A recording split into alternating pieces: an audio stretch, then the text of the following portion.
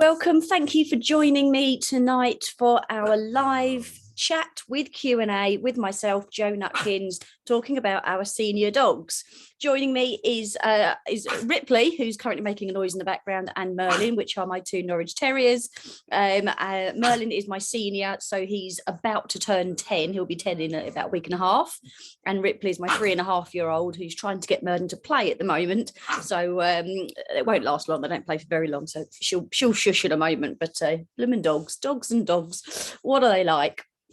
So you'll be joining us because you either have a senior dog at the moment, or you have an adult dog who obviously will become senior at some point in the future, or you might be in the process of adopting a senior dog perhaps, or you just have interest in senior dogs, which is obviously really great that you want to find out more as well. So I'm really glad that you're here.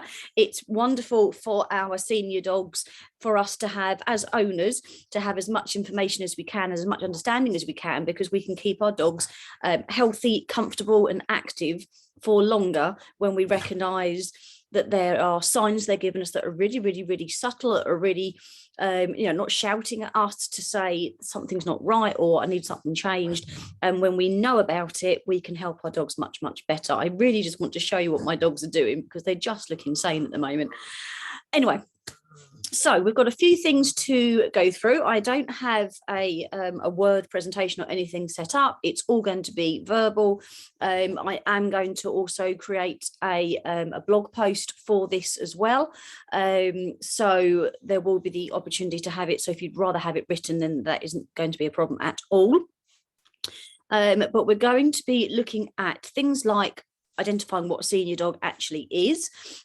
Sometimes when I'm taking classes and I just happen to mention in passing something about, I've also got a senior dog at home, or not great getting older, is it, and things like these.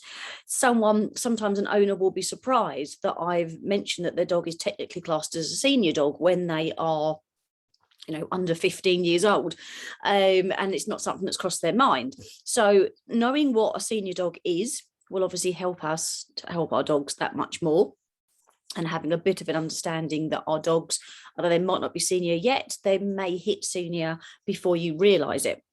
So we're going to talk about that. We're going to talk about the changes in their physiology, so how they look, how they appear, how they feel, and that will be things like looking at their coat appearance and type. We'll be looking at teeth and changes that might be happening over here. We're going to be looking at how we can continue giving them brain stimulation, because with older dogs, quite often the brain is still really, really active. But if they're doing less, if they're learning less, then it's a case of if you don't use it, you'll lose it. If they aren't being pushed and challenged and that brain isn't being worked properly, then there is a more chance that things like canine cognitive dysfunction can start creeping in, which is also known as doggy dementia. There can be a greater chance that they struggle with new learning because they don't need to do it. If they're not utilising their brain, then it starts to not be functioning as clearly. You've got the mobility side of things and keeping your dogs nice and active. So we're going to talk about that briefly. Keeping dogs moving doesn't have to be a 4-mile walk every day. There's loads of ways that we can get our dogs moving to help the joints stay mobile, to help the muscles stay strong, to support the joints, to make sure that things are warmed up so that ligaments and tendons, etc., are ready for doing some kind of movement to prevent soreness happening later on. So there's lots that we can do with things like this as well. And there are lots and lots of things that we can actually do with our senior dogs to help them around the house, which when I mention them might seem obvious, but we don't always put them into practice until it's too late, or until, we think, oh yeah, I should have done that really, shouldn't I? If I had, then maybe this wouldn't have happened. So there's actually lots of little things that we can do that haven't got to cost a lot of money, that can make a huge difference to our dogs when they are senior. Some dogs will become senior, but they're still actually very young, but on paper they're senior, whereas other dogs might still be quite young, but actually they're appearing senior. So, we do have quite a broad range, but at some point, majority of dogs will become senior. Okay. And then we've got a Q&A section. Hadn't turned notifications. Hang on a minute. We've got someone trying to start. we're on. Bear with me, sorry about this. We're on Zoom. Do you need the link? Oh, lost my train of thread there. So yes, so there are a couple of questions that have been sent through that I can answer. Some of it will be covered in what we're talking about already. So what is a senior dog? A senior dog is I can't get the link via email, so I'm guessing this is possibly a problem for a few people that I thought would be here and that weren't here or aren't here. So I will try and do this while I'm talking at the same time, so we shall see what happens. So what we have got when we're talking about a senior dog, we are talking about dogs that are, I know where my link is, that are around 7 to 8 years of age and onwards. Okay, so when I mention onwards, that can be literally anything. So a dog can be classed as veteran if you're in competition for breed showing, if you're doing things like agility and hoopers and heel moves, things like that. They can be classed as veteran when they are around 7 to 8 years of age. So it doesn't mean that you can't still do other things with your dogs, but it means that you have the option of going into a senior or a veteran class, and the way they're judged slightly differently. But even then, you can still have a dog that's just turned 7 in a class with dogs that are 12, 13, 14, and they're all going to be judged, very similarly. So even then, once they turn senior or veteran, it doesn't always mean that that's it. They've aged and there's nothing you can do about it. So senior dogs will vary from breed type to breed type. So mostly size is what tends to kind of affect it. So if you have a larger breed, or especially a giant breed, then they will actually become classed as senior a little bit sooner than if you have a toy breed or a small breed dog. Reason being is that they age that bit quicker. So although they take a little bit longer to develop, so when they are puppies, they won't fully grow until they're sort of well into their 18 to 24 months kind of region, whereas a smaller dog will be fully grown well before they're 12 months old. That's not the link for it. That's why people can't. That's a different link. I've got to find the link. Hang on, I'll find the Zoom link. And now my phone's trying to connect. Don't connect me. Right, can I click into that? Add invitees, copy to clipboard. Right, let's try this. This should work, hopefully. Try this.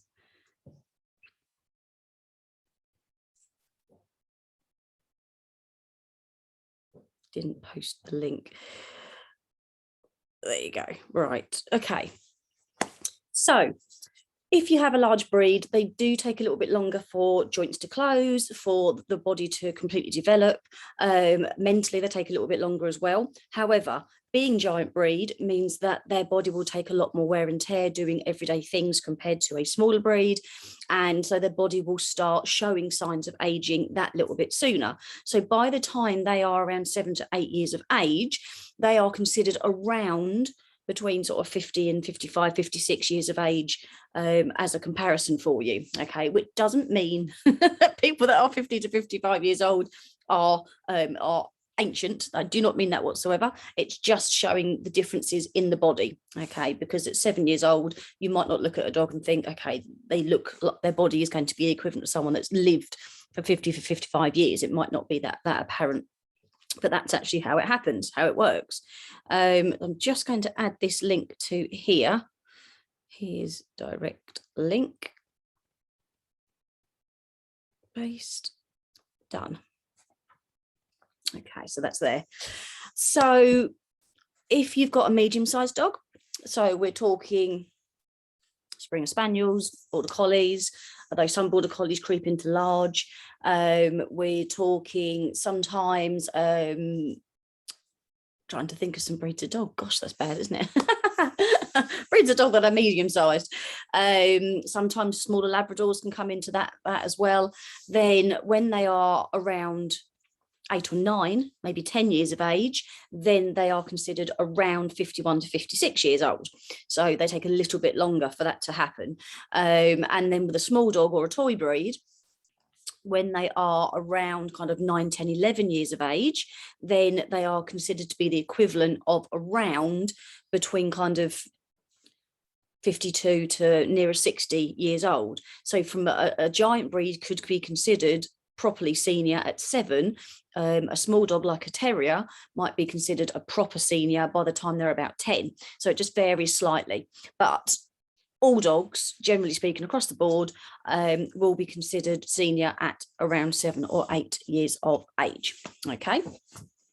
So that doesn't mean you have to suddenly stop everything. In fact, I advise the complete opposite. I advise still doing things with your dogs, but just considering that their needs may have changed. Okay. Yeah, might have done Ripley. Ripley's still trying to play. Merden's having none of it. What a pair. What a pair. So you may find, sorry, I've got messages coming through everywhere. You may find then that there are changes to your dog, which kind of shows that they're becoming a bit more senior. So you might look at your dog one day and think, actually, yeah, I can see flecks of grey coming through around the muzzly area, some grey on the ears there somewhere, a bit of grey perhaps on the tail. It's coming through now. We're going to sit there, are we? Okay, mate. And so that can be a sign that the body's starting to change a little bit. Again, it doesn't mean they have to stop everything. It doesn't make them unable to do things. Thank you, Rips. It just means that their body's starting to go into another developmental stage, basically. You might find that, you know, if you do clean your dog's teeth regularly and they've always been really good, that you might notice that there's some slight changes, that they start discoloring a little bit more, that you can't get the plaque away quite so easily. This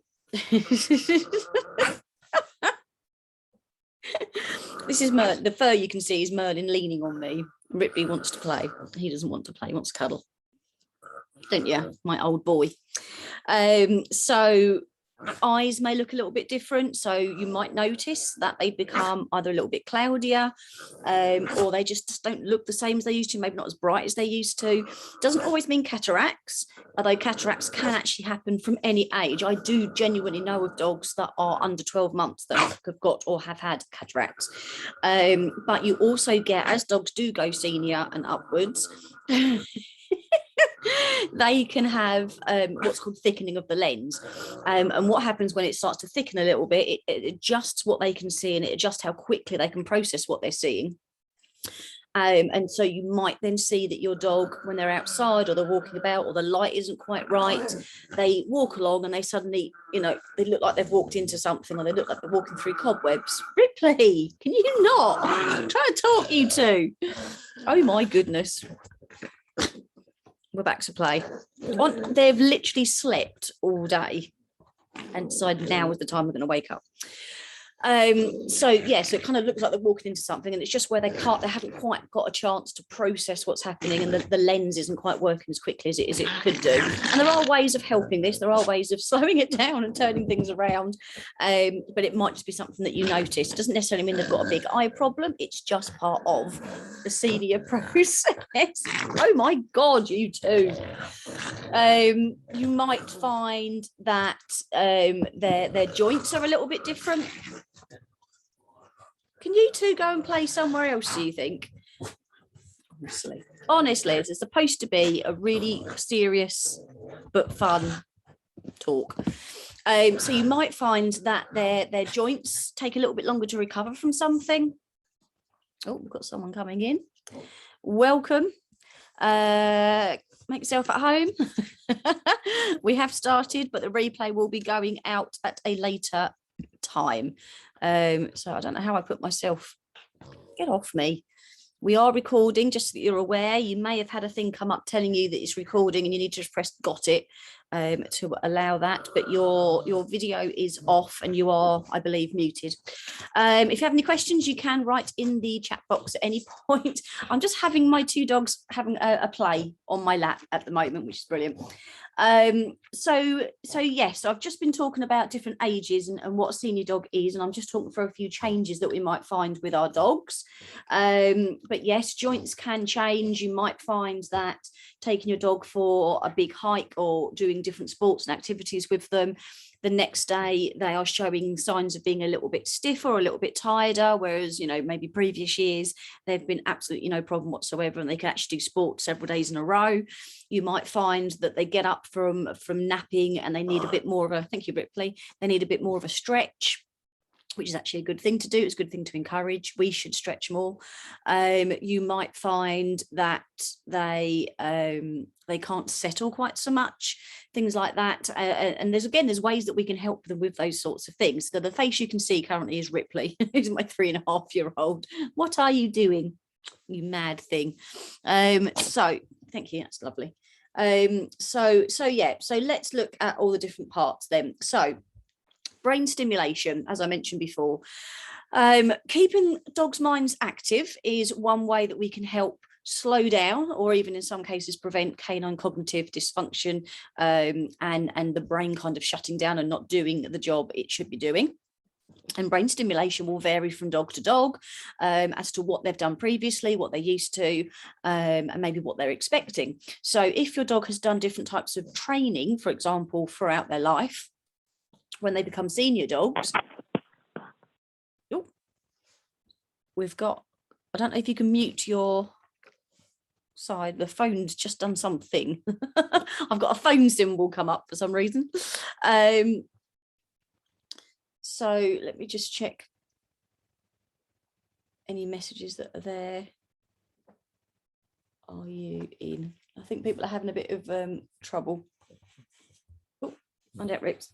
So if they've done training all their lives, if they suddenly stop just because they've slowed down a little bit, you know, they're going to lose a lot of their day-to-day kind of purpose, and wanting to do something more, and they haven't got so much to look forward to, so then they just look forward to a little bit less, and then the brain doesn't need to work certain ways, so it slows right down. Whereas if you have a dog that's never done any actual training or problem solving or challenges or anything like that, doesn't mean they haven't had a really good life, but when they get to senior age, if you then decide when they're 10 or 11, okay, now I'm going to start teaching them all sorts of things, like how to do cues when reading a cue card, and I'm going to teach them to do barking when they count and things like this, that's a sudden jump from one thing to another, and they may take a bit of time to get that. I can hear you, but I can't see anything. Okay, I've got a telephone symbol come up for some reason, so it seems to have dialed you in. I'm not sure why it's dialed you in. Minerva. There's a bit that says join Zoom meeting, and it was that link there, so I don't know, it's how I normally supply a link, but I normally delete all the other stuff as opposed to just copying and pasting. But I'm just sitting down, I'm not doing anything, you're not missing anything visually, it's just every now and then there's a dog walks past the camera when they're walking on my lap, but otherwise everything else is as. So yeah, so I don't know, technology just baffles me sometimes entirely. I thought I'd do Zoom, it'd be nice and easy, people off Facebook can then join in, but I'll just stick to Facebook, I think. But I can't save a link to get to people, that's the trouble. Anyway, so brain work does differ from different types of dogs and what they're used to, and what they can manage now. So something that I used to do with, well, I did it with Cassie and Taylor, but Taylor absolutely loved. Cassie and Taylor, my previous dogs, that Cassie was 16.5 when I lost her to epilepsy, and Taylor was 13 years and 7 months when I lost him to hemangiosarcoma. And Taylor, even up to just before the last few days when we lost him, he was still doing something called, what are we doing? Cognitive skills. Oh, hello. I'm missing you a second time. Oh, hello. There you go. You're here. Yay. That worked. Well done. Called cognitive skills, which is teaching dogs to to use their memory in a different way and to recognize shapes or numbers or different things like this. And he absolutely loved it.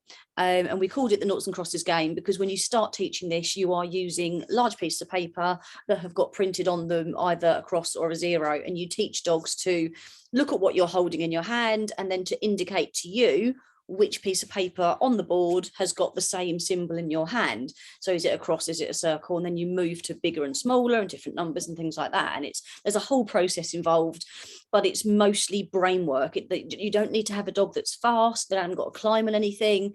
You know, they can literally do it from sitting down if needed. So it's a really nice one for brain work. And it was something that Taylor he'd light up as soon as I got everything out ready. He absolutely loved doing it. And once dogs that I've worked with have started doing this sort of thing, they just love it. They just love the fact they're getting to use their brains. So it doesn't always have to be physical to be mentally stimulating.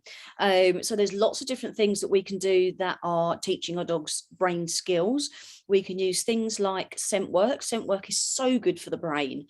And of course, there's some scent work that needs a bit of mobility. So things like search and find work or tracking and man trailing, looking for people, things like this all require the dogs to be able to move somehow.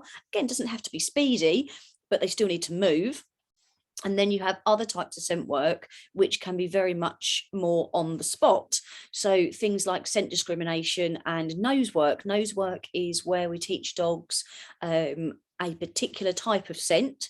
So think of dogs in airport security, things like that, who are taught to recognize the scent of, you know, certain like large amounts of money or certain drugs and things like this.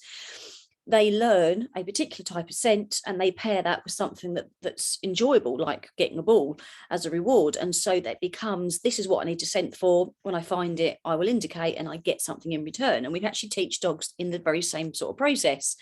So I tend to start with something like birch, because it's quite a good odor to use, and dogs don't need to go anywhere. They're just sitting in front of us to start with, and we actually teach them to first of all be introduced to the scent.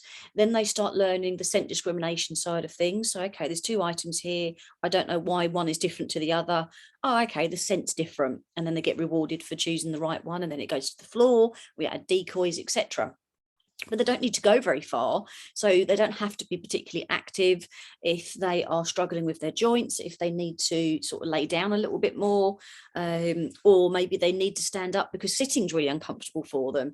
Things like nose work can be really good because that brain is being constantly stimulated, and they will get to expand that mind even further, but it's not so much about whether they can move or not.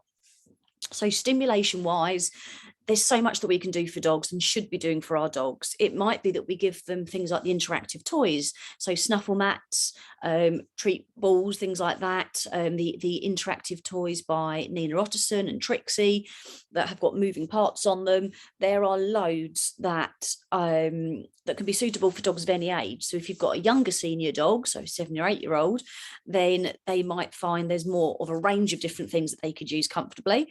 But then if you've got a dog that's near a sort of 10, 11, or even onwards to 15, 16, 17, there are interactive toys. I've got one and I don't know where I've put it. I've got one to show you. I will somehow get it to everyone. I'll put it in the next email log or something, which I had for Cassie, and I got it specifically for Cassie because she loved interactive toys, but she got to the point where she was struggling to reach across to get to parts that were sort of in the middle. So I got her this toy thinking, I don't know if she'll use it or not. She loved it. Absolutely. I'd get it out. She lit up. She'd get excited. She loved playing with this. So you can got really basic ones that don't require a lot of movement. You've got some that require dogs to either stand or sit quite close to the item and use either their nose or their paw to move things. And then you've got other sort of items that things like licky mats and things like that, where actually they're using their tongue and getting a sense of different textures and things like that. And there are some licky mats that have got different quarters with different shapes that are the texture. So they actually get to experience different textures that way as well, which is obviously really good because it gets the mind thinking and working out what's changing. So brain stimulation is really important, and it can be as simple as we are talking to our dogs. It can be as simple as two hands, one treat is in one, nothing in the other. Where's the treat? Is the treat in one of these hands? Let them sniff, let them sniff. They bop the right one, yay, there's the treat. They bop the wrong one, we go, oh no, is it in that one? Yay. So they're starting to have a little bit of a think and a sniff and a nice little bit of interaction, but they can do that laying down. They don't have to go anywhere, okay? So stimulation, totally important for dogs, isn't it, Ripley? She says, yes, I'm just going to nibble a bit of fur at the moment, which is great. So I'll go into physical movement shortly. I want to talk about the dog's body a little bit first. So as dogs become senior and go through their senior time, there will be changes to their body. And some of those changes we can feel, some of it we can see.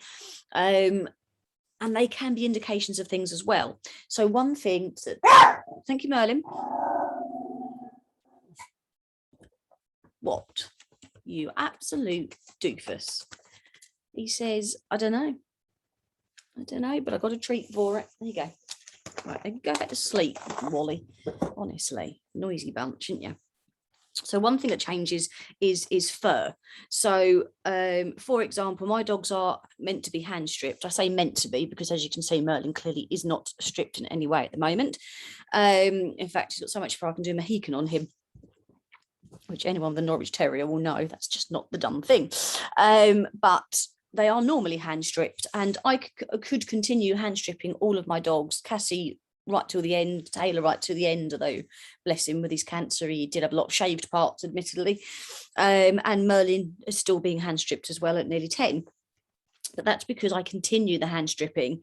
It's because his skin and my dog's skin is nice and subtle and supple, and it doesn't hurt them. Whereas some dogs, if they're not stripped very regularly, or you decide to start hand stripping when they're older, actually it can be very, very painful for them and they really won't want you to do it. So then we might have to think about changing to shaving or using grooming tools just to get the main basics out, but actually we don't do any hand stripping tidying up. It might be that you have a short-coated breed, so you normally use something like a Zoom groom, rubber type, brush type scenario, or you use a grooming mitt, something like that. And actually when you start brushing your dog and grooming your dog, you're noticing, okay, there's quite a lot of dead fur coming out. I didn't realize there'd be that much, or there's lots of white in there, bits of dry skin and dandruff going on in there. So you might notice things like that. I know. You might notice that fur type looks a little bit different. So if your dog's fur normally lays in a certain direction, not hand stripping either anymore. Yeah, bless her heart, I don't blame her. That you might find that if their fur normally goes in, I don't know what he's grumbling at now. What's the matter? Okay. Yes, you go. Well, you can jump off. You can go on the steps over there, look. Don't jump off. I'm about to talk about that. So it might be that you find that their fur goes in a certain direction, or it normally has a bit of a wave in it somewhere. You know what your dog's fur generally looks like. Once they get to senior, if there are things happening, such as their joints are maybe getting a little bit sore, then the fur might change, and you might find that there's an area perhaps on a shoulder where the fur will not lay flat. You can try and strip it out as much as you want. You can groom it. Man, I don't know what you want. I do know what you want, but I can't do it right now. And what that can be an indication of, if it just will not change, is sometimes the fur will go into a sticking up, or it will circle, or just look different. Or you might have completely flat fur, apart from one little area where it goes kind of crimped or a little bit curly or wavy. And actually that can be a sign that there's a little bit of inflammation somewhere. It might be that the fascia under the skin has got a little bit of bruising, perhaps. It might be that there's a bit of an issue with a joint somewhere in that area. So actually we start seeing changes in the fur, and we think, oh, their fur's gone mad, I can't do anything with it now, this bit stands up all the time. And actually it's because there's something going on in the body that's causing that to happen. So that can be a little indication for you. You might find that with fur changes, it doesn't grow as quickly, or it gets knottier much quicker, or that the shine isn't there anymore. And actually they can again be indications that perhaps your dog needs something a little bit different. Now we do have a talk in just over a week with Krista, which is going to be about canine nutrition specifically for senior dogs. So she'll go into this in more detail anyway. Merlin, you all right? I think he wants to use the garden, but that's the other end of the house, so it's going to take a while, isn't it? And there's no one else here to let you anywhere. There you go. And there you go. So yeah, so Krista will talk about that in a lot more detail, but it can be that as our dogs age a little bit more, that they might need something to supplement their food. They might need different types of food.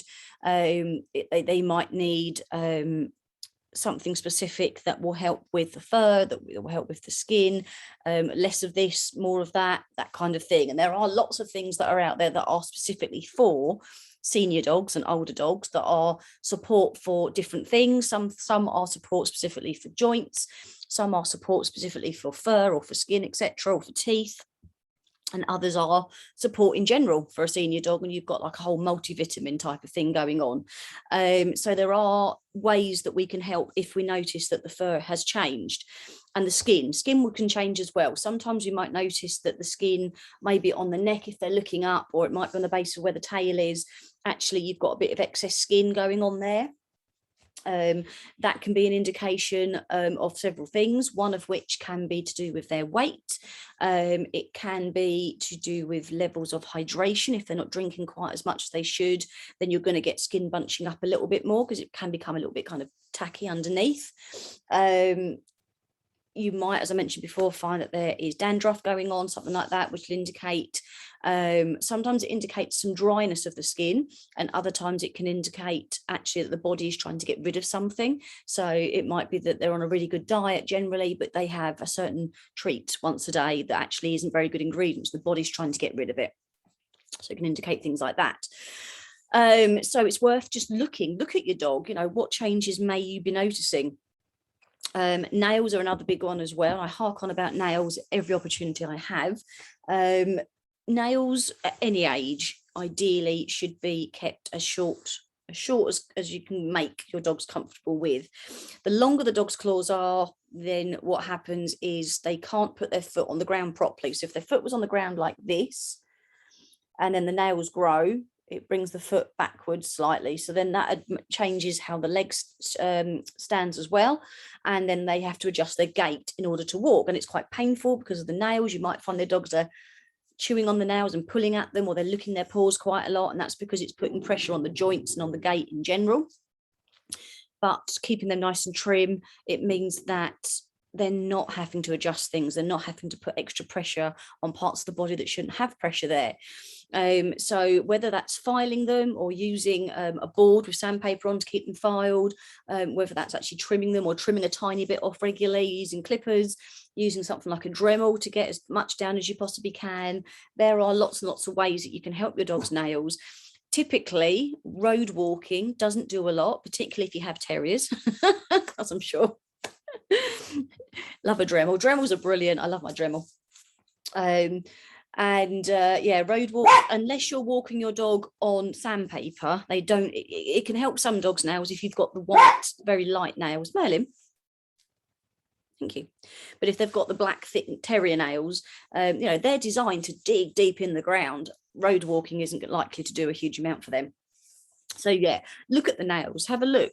When Taylor had his big operation to get rid of his big tumours, I moved him onto a supplement. I moved him onto something from Door West Herbs called Keeper's Mix, which I did actually ask them and said, this is the situation, my dog's got cancer, what can I do? Is there anything that might help? And they said, give him this, it supports the whole body. And oh my God, his fur and his nails started growing so quickly, it was ridiculous compared to the rest of his life. Bear in mind, he was then 13, just over 13 years old at this point.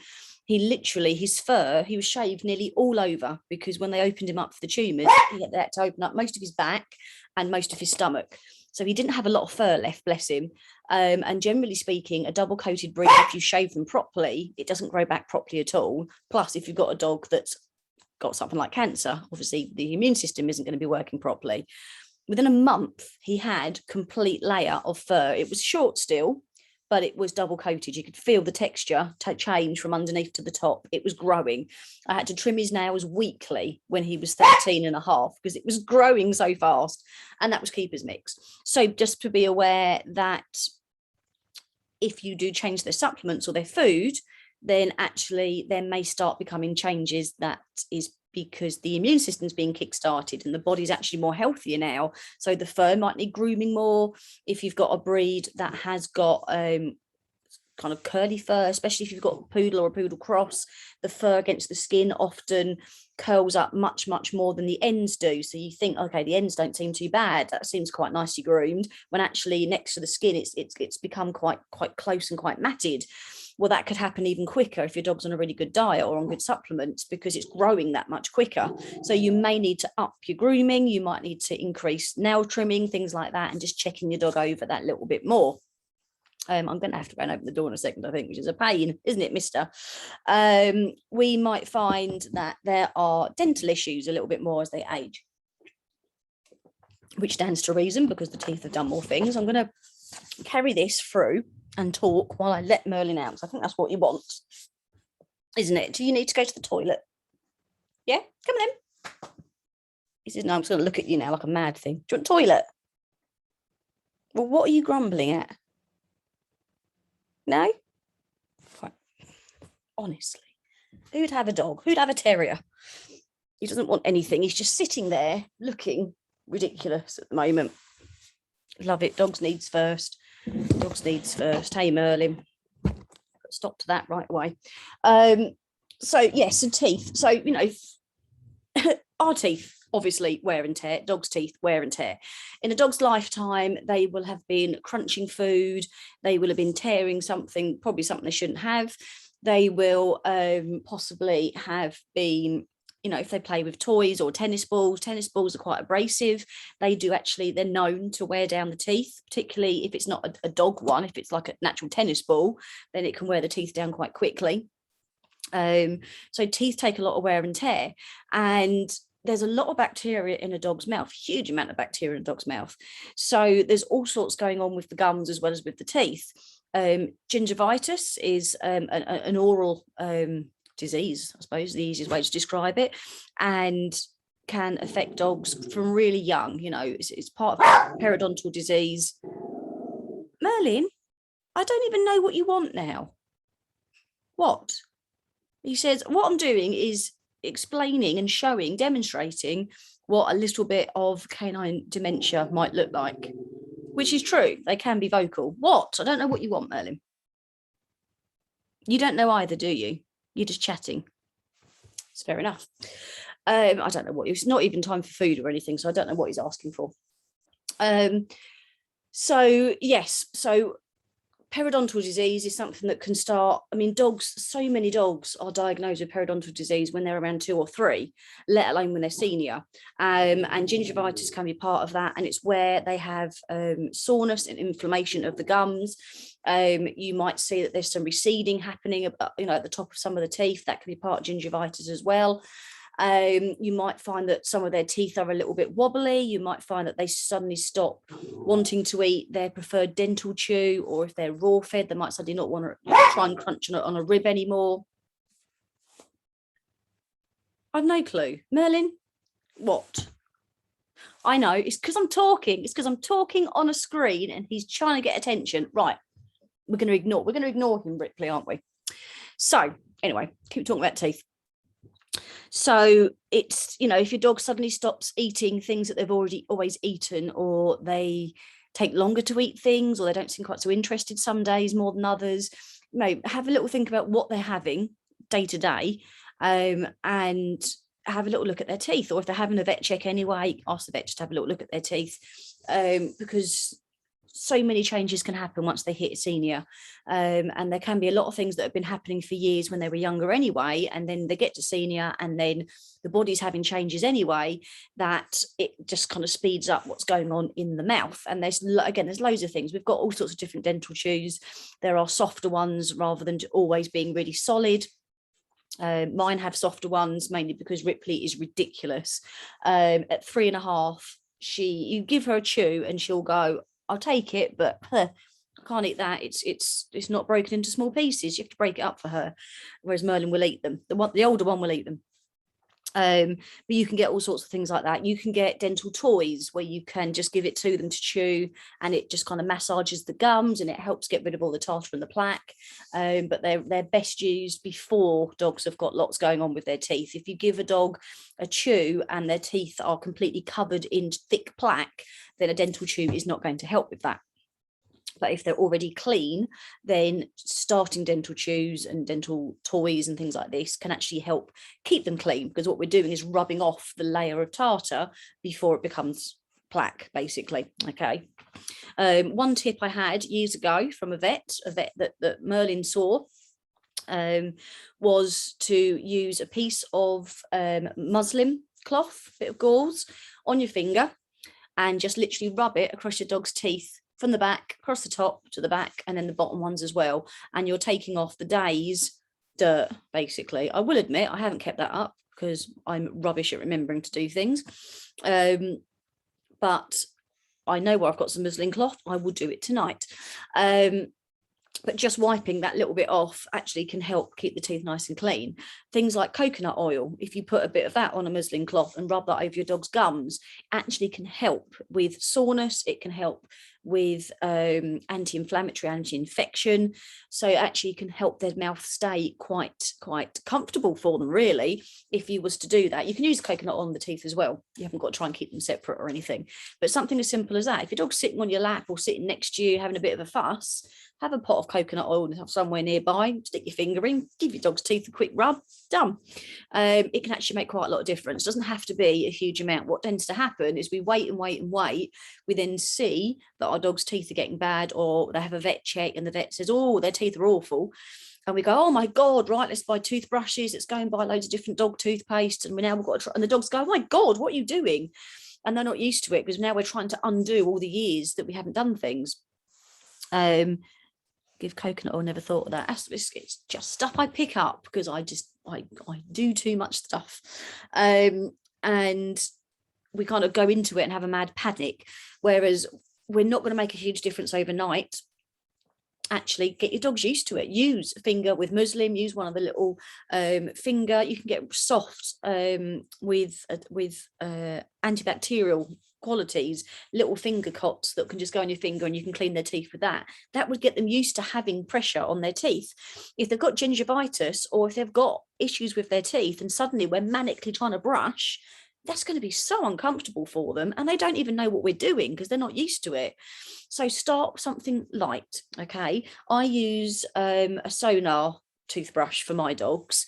Again, I don't use it as often as I should. I should use it every single day. And there are days that I get into bed, fall asleep, and then the next morning think, yeah, I should have done that. So I will hold up my hands and admit I don't always remember. In honesty, I don't always remember as soon as I get up to do my own teeth. Sometimes it's a couple of hours into the day before I've actually remembered to do it. It's just a tooth and memory thing. We are only human. We are indeed. But the EpiPet, my dogs are fine with it. It's silent. The idea is you use it regularly and it helps keep the teeth and the gums nice and healthy. If there is a little bit of plaque on there, if it's tartar on there, it helps just loosen it and it comes off. And if there's tartar on there, then actually if you're using it enough, you don't brush or anything, you just hold it on each tooth as you go along.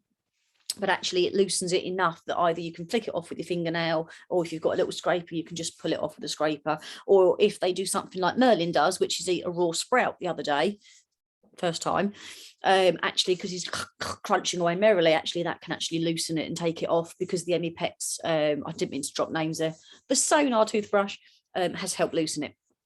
So there are ways and means that we can do things like that as well. So don't kind of race into trying to reverse time with their teeth. You just have to kind of take it slowly and help them out. going into physical movement. So what I mean by that is your dogs need to have some movement in their lives, like similar to the brain, in that, because if you don't keep them moving, they then won't be able to move. Okay. Give you an example based on humans. My lower back, my lumbar spine has several areas of vertebrae that are fused. It does cause a lot of back pain. It does mean that when I bend forward, I have to actually adjust my back to stand back up again. And if I have a very rare good night's sleep, it's very rare. I normally get around 3 or 4 hours of broken sleep. If I manage to get a 6 or 7 hour block of actually asleep and not waking up, I wake up in agony because I haven't been moving. I haven't gotten up, gone to the loo. I haven't let the dogs out, etc., etc. Gone and got a drink. I haven't been moving my back, which means it's locked, and it takes a good couple of hours to loosen up properly and that pain to go. I'm normally sort of taking a load of cocodamol, using heat pads, things like that. And so it's kind of along the similar lines with dogs. As they age and we notice that they slow down, and I hear people doing this, even with dogs that are under 7 years old. Okay, my dog's getting old, or they've been diagnosed with arthritis, or they've got a joint issue. I used to take them twice a week to go and do, I don't know, agility or hoopers or whatever it might be. We used to meet up with friends and go for walks. I'm going to stop all that. I'm going to slow them right down. We're just going to do a little walk around the block now, because that's all they need. We'll take them around the block, come home, they have a sleep. That's all they need now. Whereas that will become what they need, because they then don't have the high threshold for exercise and activity anymore. It will reduce and reduce and reduce. So if you then try to suddenly take them to a whole session of agility and they've not done it for several years, yeah, that's going to be tough on them. However, you can just adjust the exercise. I've got dogs in classes that are 11, 12, 13. I had a dog in class that was 15 up until a couple of years ago. Merlin, please don't start this again. He's now talking to the birds. We've got 2 foster parrots because I'm glutton for punishment at the moment, and that's what all the noise is in the background, and they keep making a noise. He's noisy, isn't he? You can settle down for me like a good boy. You get nothing for that. I've lost my train of thought now. Physical exercise, moving, not moving. Yes, I've literally got dogs in agility classes up to 15 years of age. Some of them haven't got anything diagnosed. They're just slowing down. Some of them have got arthritis diagnosed. They've got actual joint issues here and there. We just adapt it. So we lower the jumps. We open up the weaves completely, so there's a lot less actual moving. We make sure that the tunnel is well lit and it's pulled out as flat as possible, so there's no tripping going on. Please, Merlin, just shut up. We make sure that everything is as easy for them as possible. Do you now need to go out? Do you want toilet? Well, I don't know what you want then. What do you want? He's got a face only a mother could love. Merlin, what's the matter? That's what I thought. Ripley, what do you think the matter is? She says, oh, it's just Merlin being Merlin, really. I don't know why you two are sitting so far away. Thank you, Ripley.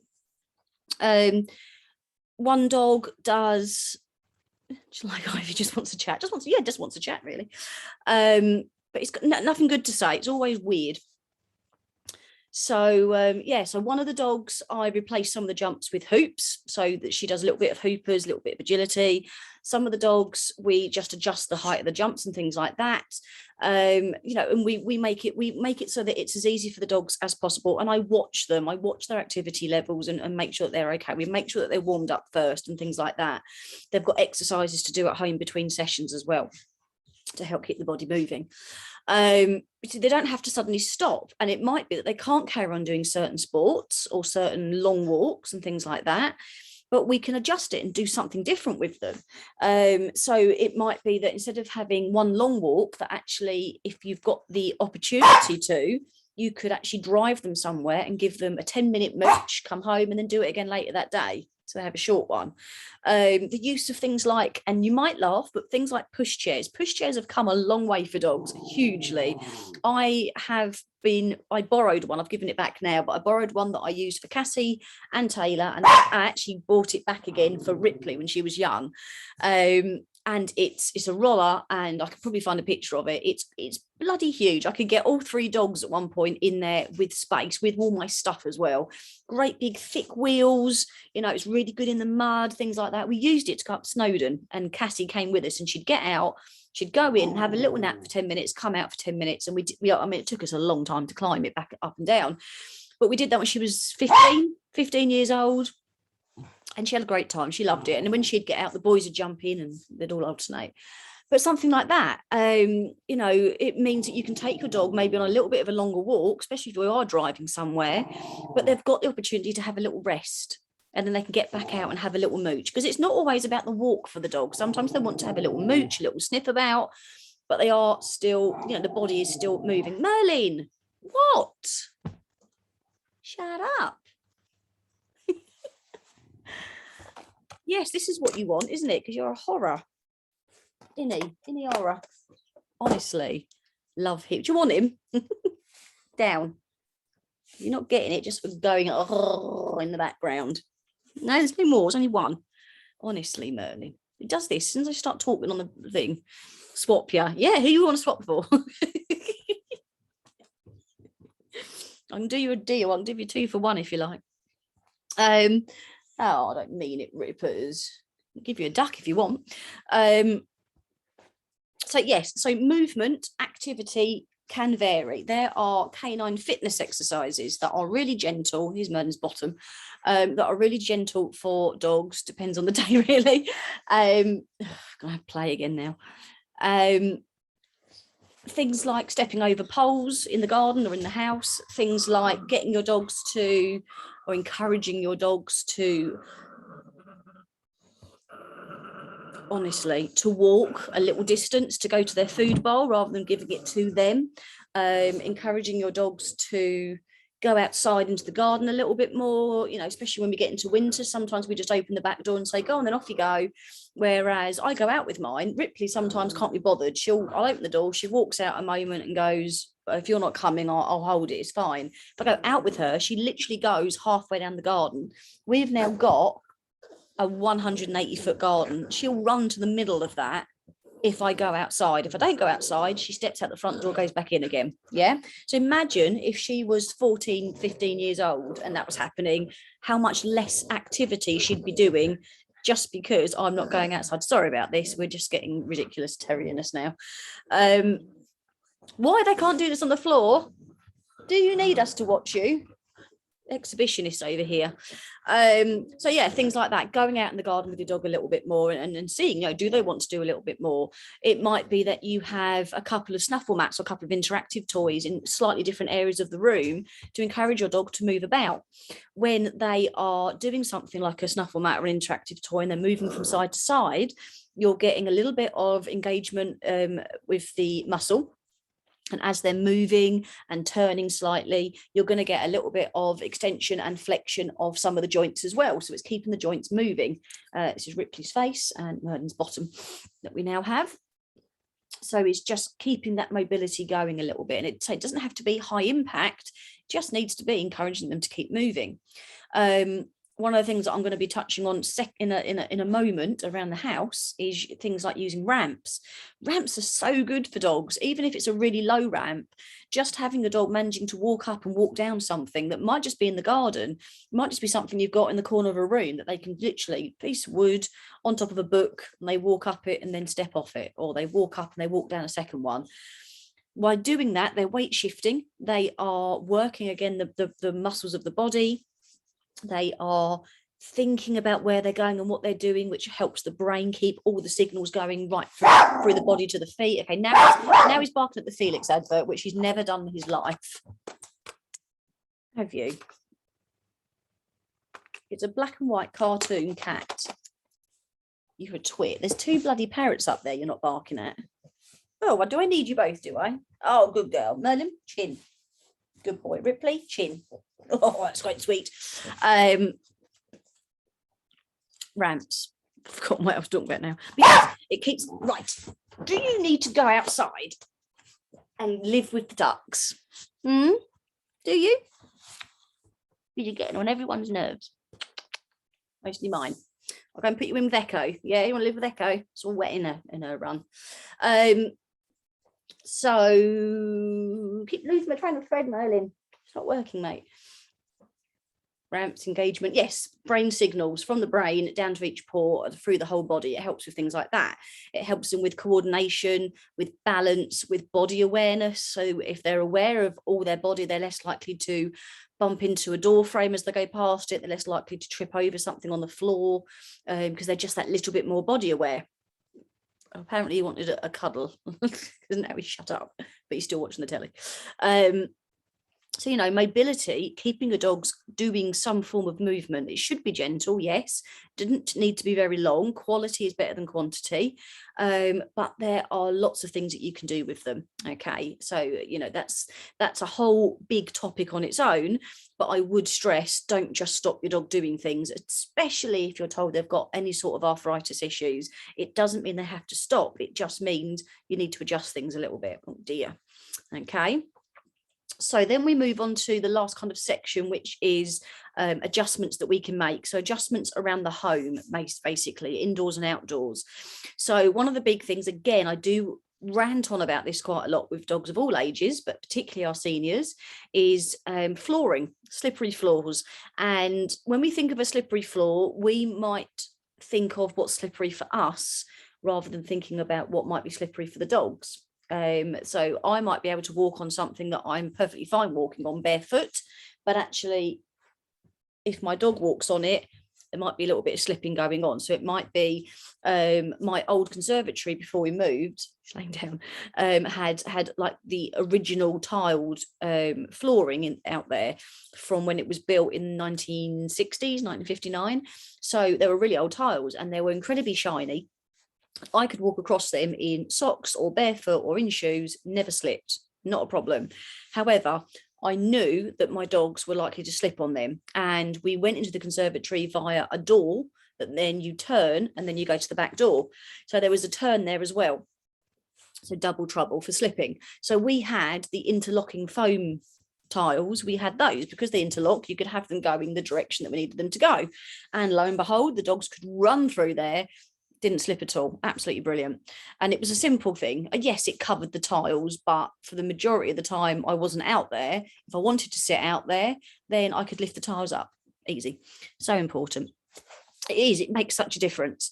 Now, something that is a really good idea, and this is actually a tip that I was told about by Canine massage therapist, Sarah Darling, who is someone that has actually spoken to us before in our VIP group. She encourages people to actually film their dog in slow motion if possible. So if you're not sure if your floor is slippery or not, and some carpet can be slippery, is to film your dog. Ideally going away from you is probably the best way to do it if possible, but film them in slow motion and watch it back, because you might be surprised at how often there's a little where your dog's trying to stop themselves from slipping. And it might not seem that bad, but if they slip once a day, just one foot once a day, their whole life, and they're now 7, 8, 9 years of age, that's a lot of slipping. Each time that leg slips, they are in danger of pulling something like a ligament. They're in danger of pulling a muscle. They're in danger of, if they've got a little tear somewhere on a ligament or in a joint somewhere, it could make it worse. You've got the danger that the paw or the leg, instead of going in the direction it should, actually might turn or come out at a funny angle. You're adding to the impact when they land. There's a lot happening when a dog slips. Okay. So flooring wise, have a little think about your flooring. Okay. Have a think about how your dog uses that flooring. Do they just walk across it? Is it a room they never go in?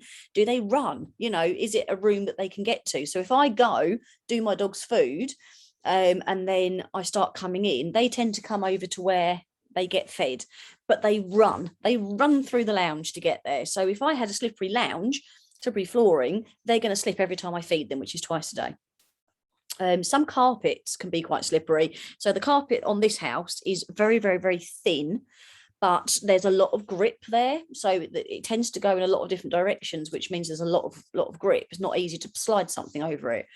Whereas maybe a carpet that's a little bit older, or that is like a real hard wearing type carpet. So it's really sort of a real like low shag pile. There's not a lot going on there. Actually, if you can slide your foot across it with socks on, then there's a little bit of a slippery there. And that's on your stairs, it's even more of a slip. Okay, so again, your dog could be slipping without you realizing it. It might be other surfaces that they're slipping on. So it might be that you groom your dog on a table, but actually the surface is a little bit slippery. It could be that you shower your dog regularly and you put them in the shower or the bath, but you don't put a mat down for them, which might seem, well, it's a bit weird. That, you know, they can stand perfectly fine, but actually it's quite slippery. If they're turning or moving away or standing for a long period of time, there can be a bit of a slide going on. So put a mat down. Yeah, or a towel. I used to put a towel down when I needed to, you know, if I need to do any of that with the dogs. We've only got a shower now, so it's not such a big deal because we've got shower mats. But in the bath, I would put a towel in, and once it got wet, the towel would actually grip quite well, and it was quite cozy for the dogs. So you know, it's lots of places where it might be slippery. It might be slippery in the wintertime if it's icy or frosty. So think about that. You know, if you want your dogs to go out in the garden to go to the toilet and they need to cross an area that's sheet ice, wow, that's a lot of hard work on their body. Yeah, huge amount of hard work.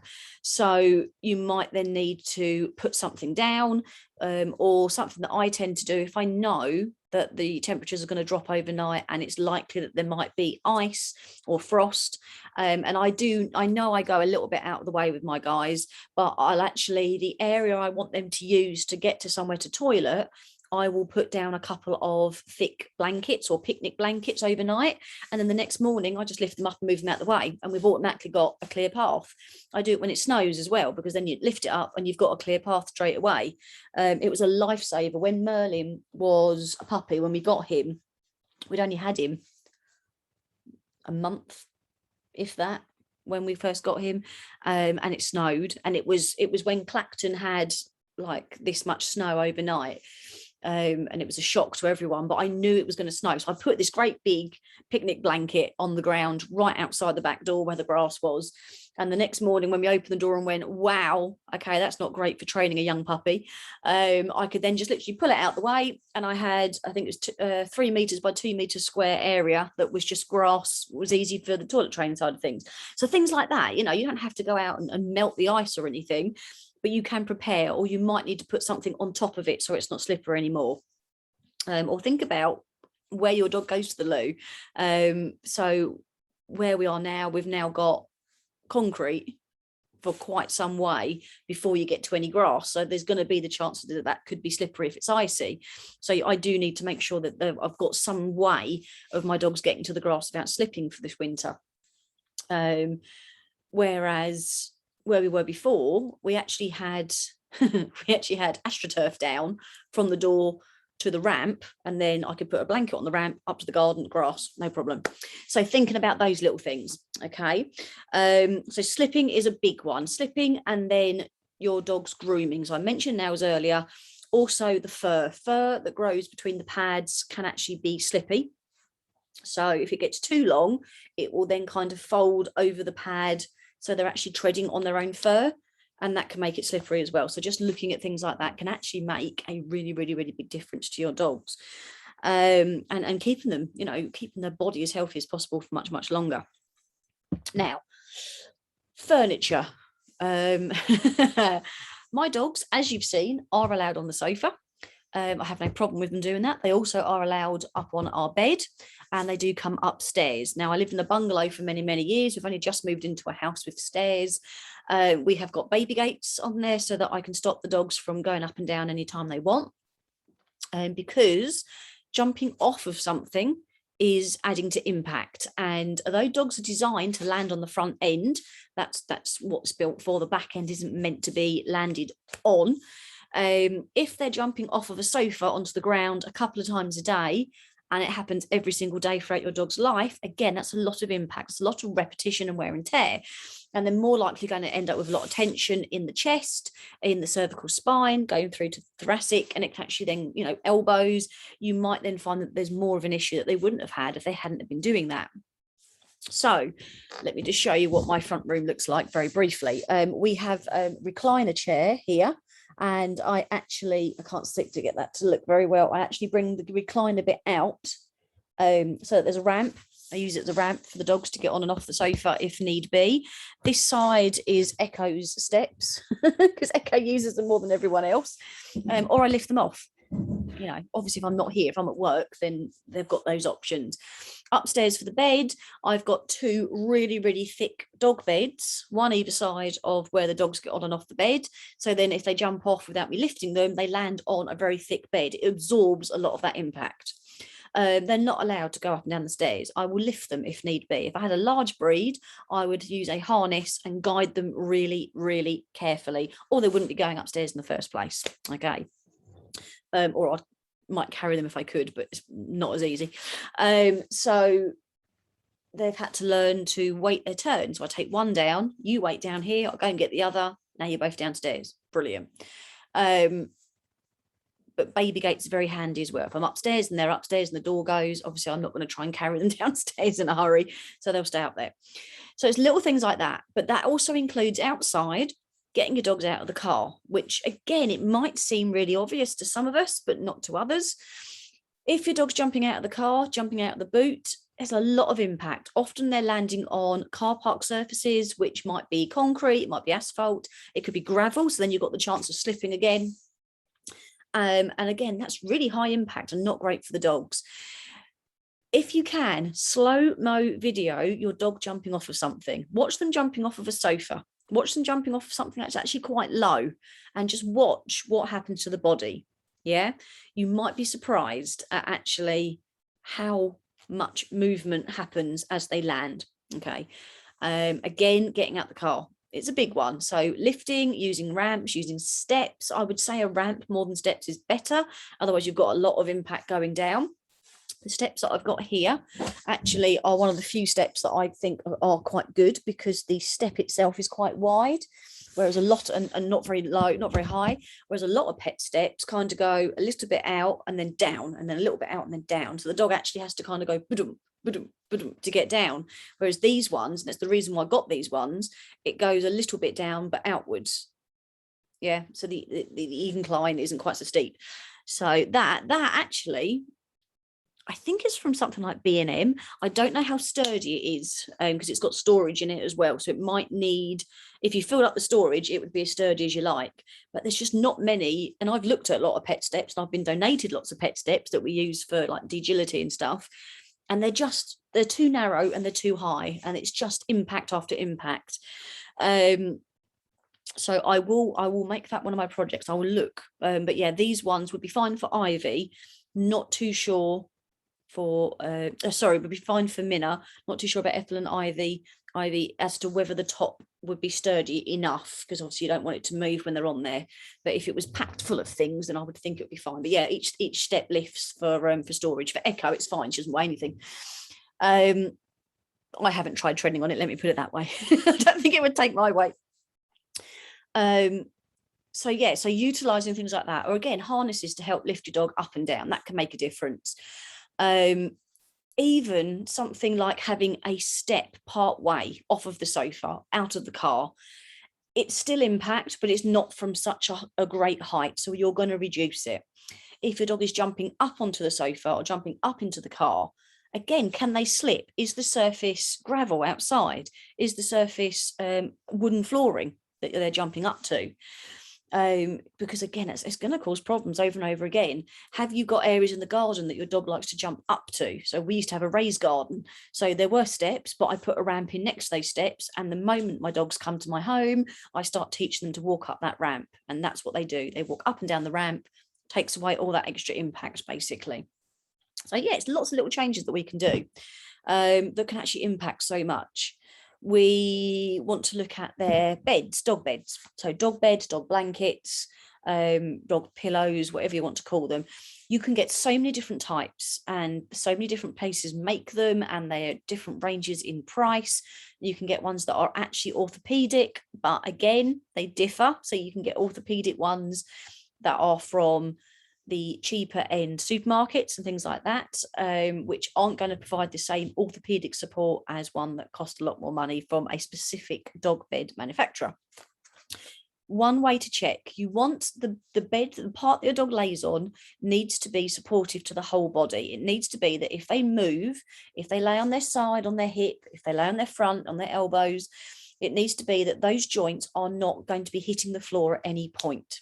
Okay, and there is one way to check it, and I really should have brought something. Actually, I can use this pillow that I'm leaning up against. I'm not tall enough for my sofa, so I have to push myself forward with the pillow. I can't reach the floor.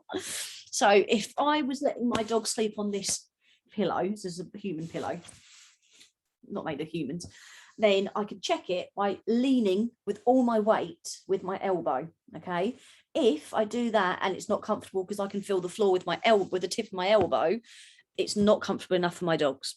Yeah, if I can do that on the hard floor and actually think, do you know what, that's pretty comfy, you're on a really good path for your dogs. Yeah, obviously it varies a little bit if you've got a Pomeranian compared to a Great Dane. The same bed, Great Dane's more likely to be heavier and more likely to feel obviously a lot more from the floor than a dog that's very lightweight and doesn't weigh much at all. But generally speaking, so you might think, you know, my dog loves that bed, it's really nice, it looks cozy, it's really soft. Do that, put your weight onto it. Okay, yeah, actually that needs a little bit more padding. You haven't got to change the bed.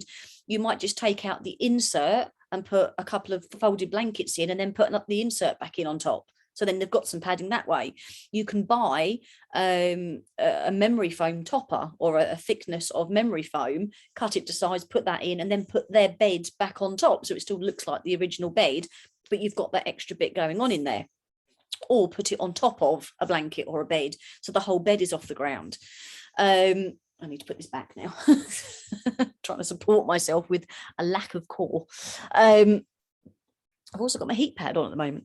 So yeah, beds can make quite a difference, because if your dog is sleeping for several hours a day, which dogs tend to do, and it's not a bed that's supporting them very well, then stands to reason their joints are going to be much sorer. They're not going to sleep as well. They are not going to get the rest they need, and they need rest to recuperate and regenerate like we do.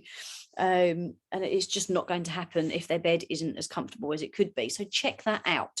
If you've got a bed made of foam, have a little look inside the cover, because actually you might find that there's sections of foam that have come away if it's aged a little bit, if your dog likes to dig, things like that, wear and tear again. And actually there's not much there. If your dog's made of I don't even know what to call it, the bedding, you know, sort of soft bedding that pulls apart. It looks like clouds. I don't know what it is. Again, you know, Cassie had the bed that she loved. I loved it more than she loved it, I'm sure. It was a Me to You bed from years ago. I still have it somewhere. It's in the spare bedroom under a load of stuff, because I couldn't bear to get rid of it. And she loved it, and that's where she wanted to sleep. But most places on the bed actually didn't have any padding in at all. After it'd been washed God knows how many hundreds of times, the bedding separated, and you had a real fluffy bit here, and then nothing here. So not ideal for any dog, let alone dog that's got, you know, older bones. So you know, have a little look. It doesn't mean you have to rush out and buy a bed, but they might just need a little bit of extra something added.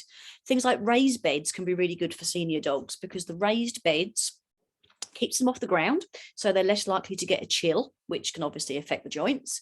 It keeps them off the ground in the summer, so they not going to overheat quite so easily, makes them more comfortable and helps with sleep. And the raised bed acts a bit like a hammock, so if they have got an area that's a bit tender or a bit sore, then the bed just adjusts to fit them and to suit them, and can actually be quite nice on their joints.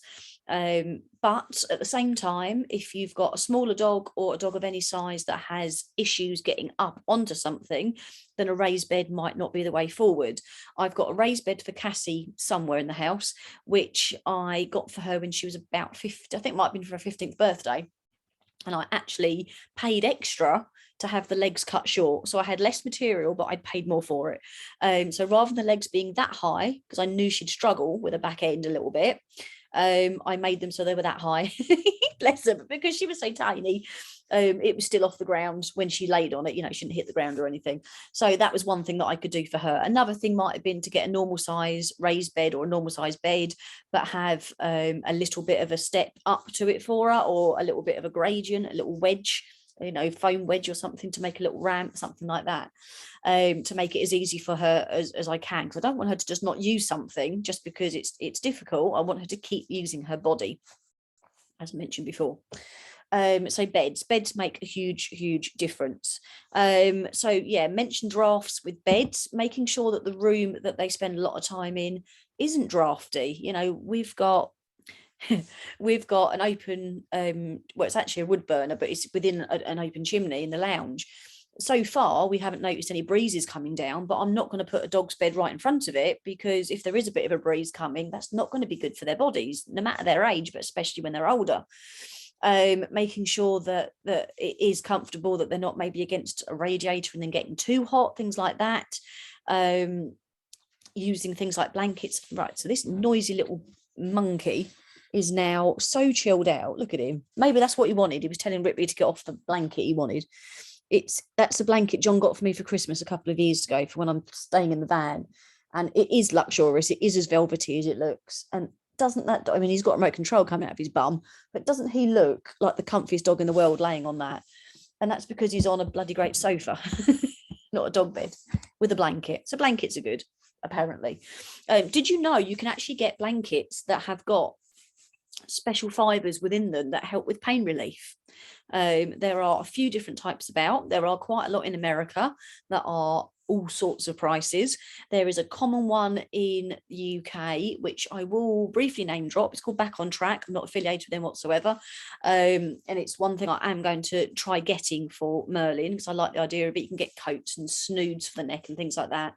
But they do a few different size blankets. So you could use that as a blanket to put over your dog. You can use it to fold up and use it as a bed to lay on. You can obviously take it out with you somewhere, take it on a holiday with you, move it from downstairs to upstairs. It's very user friendly. And of course you can use it on yourself as well if needed. So that's something I'm definitely going to get and look into. But Back on Track as a brand is used by a hell of a lot of dogs that do dog sports as a way to give them extra way of kind of healing after they've had a really busy weekend of sport. So yeah, so that's another thing that you could look at as well with regards to bedding and things like that. So yeah, I mentioned ramps as well for the cars and things like that. If you've got somewhere where your dog likes to climb over, jump over, step up and down, is there somewhere that you could put a ramp in to make it a little bit easier for them? Doesn't have to be a big ramp, but it can make quite a big difference. You're right, just woke up. Doesn't know where he is. It can make a huge amount of difference. So if you've got a big back step, could you put a ramp in halfway so that you can step down as normal, but your dog's got a ramp? Or can you have a ramp that's actually accessible for you and your dog? You know, could you put maybe like a disability ramp in or something that will hold everyone's weight? You can all use it to get up and down with. So little things like that, just to add in and take away as many areas of stepping as you possibly can. If you've got quite high thresholds going from one room of the house to the other, you know, again, that might be a really good area to try and put something in if your dog is struggling a little bit, if they're catching their feet when they go through, or even if they aren't yet, but actually you're looking ahead to the future. You can get not necessarily 4 thresholds, but you can get foam wedges that are used in canine fitness and things like that. I don't have mine with me because it's at work. But you can get them in all sorts of colours, and actually one of them against a high threshold can give your dog something just to help them get up and get down without the step. It can help prepare their body so they're not hitting the threshold when they step over it. Actually, they go up slightly and they're aware that it's there. You can use different textures to remind your dog, actually, this is higher or this is lower. So you can have textured doormats and things. If your dog is going to go down a step or down a threshold and it is on a slippery floor, put a really good grippy doormat down there so that as they come down, they're not coming down and slipping. Making sure that when they get up off their bed, they don't step out of their bed and slip. again, just put a mat down there, just a rug, something that isn't slippery. Makes such a difference. So there's lots that we can do for around the house that can not only make our dogs' lives more comfortable and easier for now, but actually it can give them more longevity for the future as well, because it means that their body isn't taking on additional wear and tear and impact. It means that they are more comfortable, so they can rest better, which means their body is healing better, and it just makes such a difference overall. So that is me lecturing for quite a long time. If you've got any questions that you wanted to put in the chat. Oh, hello, a minute, let's have a look. We've got loads of writing. No, telling everyone I know. Yeah, tell everyone you can. Fab, really helpful. Memory foam. Yeah, I've got the two big thick beds upstairs are literally off of Amazon, eBay, something like that. Was a single bed memory foam that's a few inches thick, and we just cut it to make the size. And I think we made two rectangle beds, a circular bed, and the old corner bed that was in the conservatory. We made that out of one topper for about 22 quid, you know. So we already had covers for the beds. We just cut out the memory foam and made it. Bigger dogs, less inches for a smaller dog. Yeah. Cover wise, depending on what size, you know, you might be able to find a dog bed cover. They're not too, I mean, I've covered memory foam with a blanket that's too big and just literally tucked it in underneath, or stitched it underneath and left it like that. And it's you know, I can take it off to wash it if I don't stitch it, to be fair. So yeah, so some of the questions that I'd had emailed were sort of looking at what they can do to help their dog. There was one on nutrition, but like I say, we are going to cover that with an actual nutrition list, which I'm not going to pretend to be, but I do have a list of supplements that I either recommend because I've used them with my own dogs, or I recommend because I've had really good recommendations from other people. So there are some good supplements out there. There are some rubbish supplements out there, in fairness. Keeping your dog's weight down is another thing to be mindful of, because it takes away the pressure on the joints and the heart as well. So again, it helps your dogs for a little bit longer. So I've got one hand because Ripley is now sat on the other one, because dogs are good. So that was one. There was another question that I don't think I've covered. Let me just quickly look through my notes.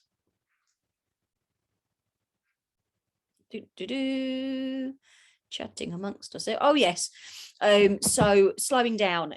The question was around their dog is getting a bit older, but they have noticed they've started to slow down.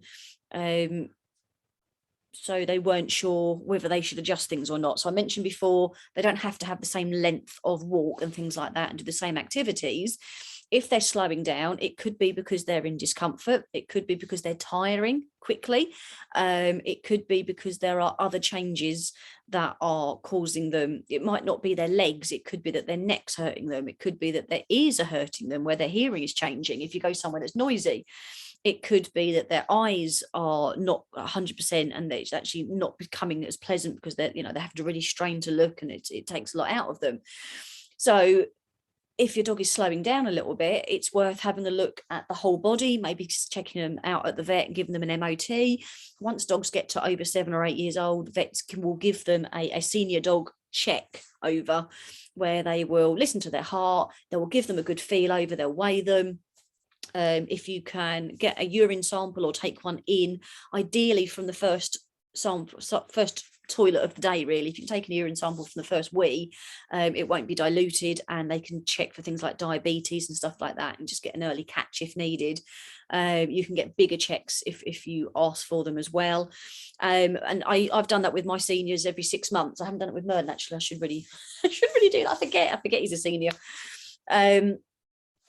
But things like that. So getting to the vet just to have a quick MOT and check a few things. It might be that they're slowing down because their nails are too long. They might be slowing down because they've got some discomfort in their front end because they have been doing a lot of jumping off things. And actually we've turned that round. We can maybe get them a little bit of treatment to help with the front end. So Merlin's just had, how many times has he been? 4? or 5, I think it's been 4 times, to someone in Suffolk who gave him acupuncture in his lower back, gave him magnetic therapy in his front end for some tightness, and laser therapy in his lower back as well. And the acupuncture was also in his, just a little bit of his thigh, which was to help the knee, and a little bit of underwater treadmill to help with the knee as well. And it wasn't because he had anything wrong with him. That's not why I took him. It's because I thought he's nearly 10. I do know about canine fitness, and I know that his fitness levels are really good. His weight is really good. His knees, he's got luxated patella. I know his knees are in a good position still, because I've kept everything really, really good with the canine fitness work. But I'd like him to be checked over by somebody else. And so she checked him over. She said his knees are brilliant. The work you're doing is holding them in place great. She checked his at the front and said, yeah, there is a little bit of tightness where he might be adjusting a little bit to take the weight off the knees on odd occasion. So that's why she gave him a little bit of work on the front, which again, it loosened up literally after 1 session. She then said, I'm going to check his back, because a dog of nearly 10, I would expect to have a lot of tension in the back, to have a few back issues. She felt him from top to bottom as much as she could. No, nothing wrong at all. His back was great. Because I don't let them jump off things. I don't let them slip anywhere. I am such a strict dog mum. My dogs have never had fun in their lives. But he had no pain or discomfort there. So that was great. So the acupuncture on his lower back and leg was to help other areas of the body. Yeah, he's gone from having it weekly, he had 3 weeks in a row. Then he had a 2-week break, and now he's going back next week after a 3-week break. And I've got a little stretching exercise to do to help the spine. I do that each night. He has a heat pad I offer him. Sometimes he wants it, sometimes he doesn't. And I've got my red light physio device that I can use on him, on his knees or on his lower back, if I feel he's done extra walking, or maybe he's done like a he works music training day or something like that. And I think, yeah, I'll do that just so he's not sore. And you know, that's it. He's now, I'm giving him stuff now to protect him for later. You don't have to wait. You don't have to wait for a problem to do something holistic. I have been asked by Can for Animals to do a blog on holistic therapy, so I will do that. So I'll go into them in a bit more detail that way. But there's loads of things. So it might be that you take your dogs to the vet because they've slowed down, and they've said, yeah, they're okay, there's a bit of tension here, or yeah, maybe the knees aren't as good as they should be, or the front paws, or whatever it might be. You might go and get someone to give them canine massage once or twice. They might go for hydrotherapy, you know, whatever it might be. They might only need something a couple of times just to loosen things up and get them back to where they were. Their mobility gets back to where it is again. You're putting things in place to keep their body nice and safe and healthy and strong. And then they don't slow down again for several more years, because that's just giving you a little bit of an insight of what will happen eventually. So you've turned it round. You've caught it early and you've turned it round. So there's lots that you can do. Even if your dog has had something going on with their joints for years, and you know that there's so much you can't undo, you can still stop it progressing too fast from this point by just putting a few changes in place. Now he's going to go into a deep sleep, and yeah, that's Merlin done for the day, just as we're about to finish, honestly. Happy dogs. So I'm going to wake them up now because I'm going to do their food. And I'm going to bark at them. So yeah, so hopefully that has been of use. And has sort of given you some things to think about, loads to take away. Wishing I had a lot of this before. I try and get information out there, but it's hard because things like Facebook doesn't let people see my posts, and I need everyone in a group to like things in order that they keep seeing things, and algorithms and stuff. It makes it so hard. But there's information out there, and I've got a lot of information. It's just getting it to people is the hard part. But that's why we are doing Senior Dogs Month, because I'm trying to get information out to people. So thank you so much. Thank you for all the feedback. It's really good to have a bit of to and fro. I think a lot of people had a very similar issue with the link, so yes, I'm better going to apologize to people on that, but I'm glad we got you in, and yeah, I'm going to finish the recording in a second, and then this will go out, the link for this, which will just be the link, nothing else, will go out to everyone that's obviously signed up for this. All right, so it will be coming very, very soon. So I'm going to just stop the recording now. Thank you so much for coming, whether you were live or on the replay. Thank you so much. It's been great to talk about one of my favorite subjects.